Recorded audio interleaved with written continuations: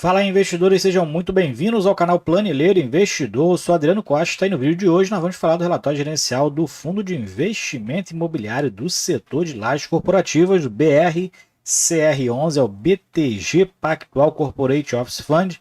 Então a gente vai ver o relatório gerencial de abril de 2023. Então fique conosco se você gosta desse tipo de assunto, FIF, Agro, Infra, o principal assunto aqui no canal.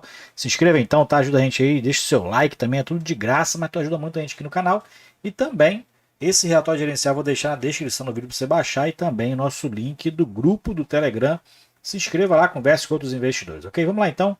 Sem mais delonga, já dei meu jabá, então vamos lá. Fundo que é do setor de lajes corporativas, tá? É um fundo bem conhecido aí. Então a gente vai passar aqui mais informações rápidas. 2012 foi o IPO do fundo, então o fundo tem mais de 10 anos de mercado, né? Administrado pela BTG Pactual, também gerido por eles, atualmente pagando-se uma taxa aqui descontada, né? Que né, o fundo fazendo aqui um desconto, porque o fundo está com uma vacância muito alta, né? Então tem alguns descontos que o fundo tem dado aqui pela performance que o fundo tem apresentado. 1,10% é a taxa de gestão e 0,25% a taxa de administração, mesmo assim uma das mais altas, né, do mercado, aí somando 1,35%. Então o normal é cobrar aqui 1,75%, né, que seria uma das mais caras aqui dos fundos que a gente acompanha aqui no canal. 7 emissões o fundo já fez e o código de negociação dele na Bolsa de Valores de BRCR11 e o prazo é indeterminado e para investidores em geral. Essa aqui é a política do fundo, né? Principais indicadores: fundo que está com valor de mercado aí em torno de 1,5 bilhões de reais, só que o valor patrimonial do fundo é um pouco maior, né? Um pouco não, muito maior, 2,65 bilhões de reais, porque o valor de mercado está muito abaixo do valor patrimonial. Encerrou aqui abril a 55,85, tá? Esses números aqui indicam qual é o mês que ele faz referência. Então o valor de mercado e o valor de mercado aqui está com o número 1 e a data base é abril de 23, né? O valor patrimonial, a data base é fevereiro, né? Que aí tem a apuração, ela demora um pouco mais, né? E o que tem 3 aqui, ó, é o que foi distribuído em março, né? Então esse rendimento aqui é de março pago em abril, né? Então, porque o fundo também ainda não anunciou provento, vai anunciar na segunda-feira, já que a data base do fundo é o quinto dia útil após o mês que ele vai fazer referência, que agora vai fazer referência a abril e pagar em maio, tá? Então, o rendimento pago foi 46 centavos no mês de abril. Dividend yield do fundo dá em 10,3%, que se baseia também no valor de mercado, né? Então o fundo está bem interessante a valor de mercado, né? Bem descontado, inclusive, aí, em torno de 40 e poucos por cento aí descontado. E a liquidez média diária no mercado está em 1,3 milhão de reais, né? O fundo tem atualmente 156 mil cotistas, um pouco mais, né? E eu nunca fui cotista do fundo, inclusive, nunca tive ele na carteira, né? O fundo, né, despencou, começou a despencar, desculpa aí, começou a despencar logo depois da pandemia, né? Muitas vacâncias ocorreram no fundo, inclusive. Mas atualmente o fundo aí vem diminuindo a vacância, né, financeira e física do fundo. Atualmente a financeira está em 16,4%, né? E essa vacância financeira é realmente a mais lógica, porque ela se baseia na receita potencial dos seus imóveis, né? Tem fundo aí que se baseia na receita contratada, né? Então não tem sentido, né? O fundo às vezes está com uma vacância maior, mas tem algumas garantias sendo executadas, né? E acaba que a vacância financeira ali calculada, né? Às vezes tem aluguel cobrado maior do que ali que realmente calculado na receita potencial, o fundo conseguiu um preço maior e aí isso aí diminui a vacância financeira do fundo, né?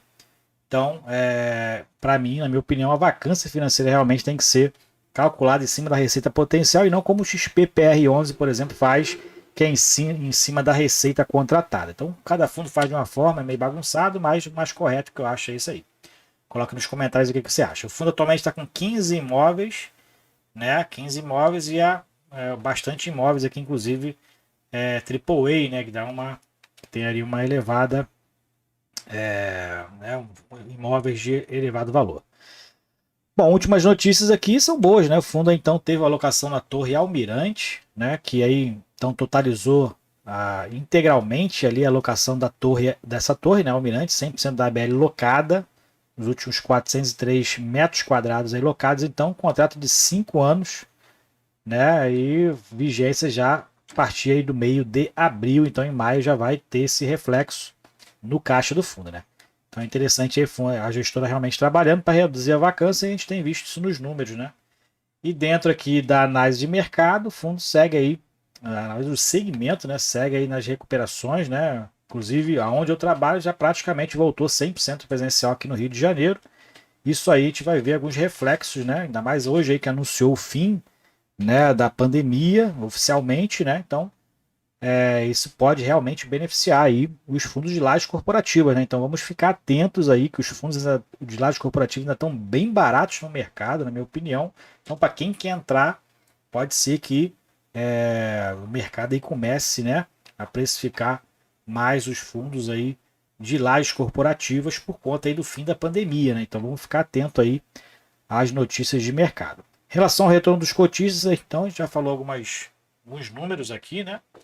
Retorno aí nesse mês, a rentabilidade foi de 6,7% positiva, né? Então o fundo teve aí uma variação positiva em relação ao valor da cota, porque o fundo acho que iniciou mês de abril ali a R$ 52 aproximadamente, né? E agora realmente está R$ 57, porque o fundo está próximo a anunciar proventos. Então esses fundos que tem ali o quinto dia útil como data base, né? Quando fecha um mês acaba que né, normalmente até está com uma rentabilidade negativa, né? Porque quando se aproxima das distribuições, os preços acabam aumentando um pouco, mas o fundo aí teve, mesmo assim, variação em rendimento, rentabilidade positiva, né? 6,7%, porque o preço de mercado subiu aí alguns porcentos, né? Então, o Ibovespa, por exemplo, nesse período foi de 2,5%.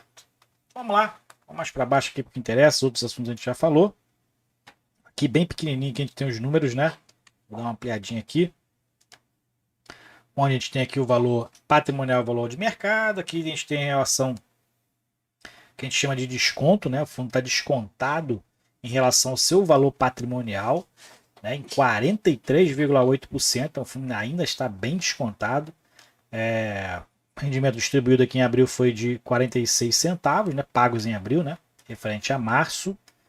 E a rentabilidade em relação ao valor de mercado foi de 0,8%, na verdade a distribuição, né, foi de 0,8% de yield, com uma rentabilidade anualizada de 10,3%. Então tem outros números aqui, você pode verificar, valor implícito dos imóveis, né? Então está bem descontado em relação ao valor implícito. Receita atual 21,3 milhões de reais, cap rate aqui implícito a valor de mercado mais de 11%, né?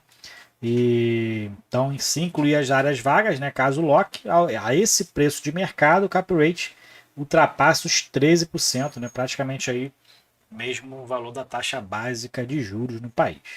Aqui a gente verifica, inclusive, também, ó, dá uma reduzida agora aqui, opa, dando uma reduzida aqui, a gente tem aqui os valores, né, em relação ao valor patrimonial, valor de mercado histórico, né, então a gente verifica que o fundo está bastante tempo aqui são os últimos 24 meses, então mais de 24 meses o fundo está abaixo do valor patrimonial, né, que inclusive está em queda nesse período também, mas o valor de mercado muito mais em queda do que o valor patrimonial. Né? Aqui a evolução de cotistas aqui está estabilizada ali nos 155 mil, mas de pessoas jurídicas segue caindo, né, desde julho de 2020. Aqui é o desempenho financeiro operacional, então a gente verifica que a queda da vacância, né, foi quase 2% de queda e teve um aumento da receita aqui contratada, né, de 20,8 para 21,3 milhões de reais. Então o fundo aí começando a ficar inclusive interessante nos números aqui, né, seguindo aí os seus pares de mercado, né? E a gente verifica que as vacâncias continuam mais concentradas aqui no Senesp, né? Torre Almirante, a gente verifica que a vacância física ainda, né? Aqui de 14,3%. Então, a gente verifica que as vacâncias ainda estão mais concentradas nesses imóveis. A demonstração financeira ainda não fechou.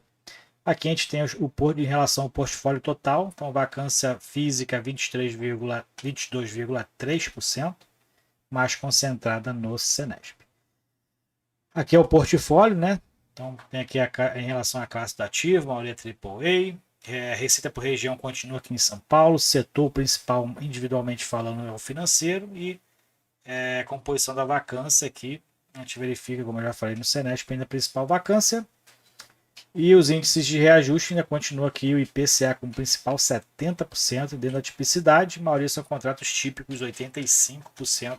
E a principal empresa aqui, o principal locatário é a Petrobras, né, com 15% da receita contratada. Tem essa alocação mais concentrada na Petrobras, e os outros são mais pulverizados, né? Então tem uma pulverização um pouco maior.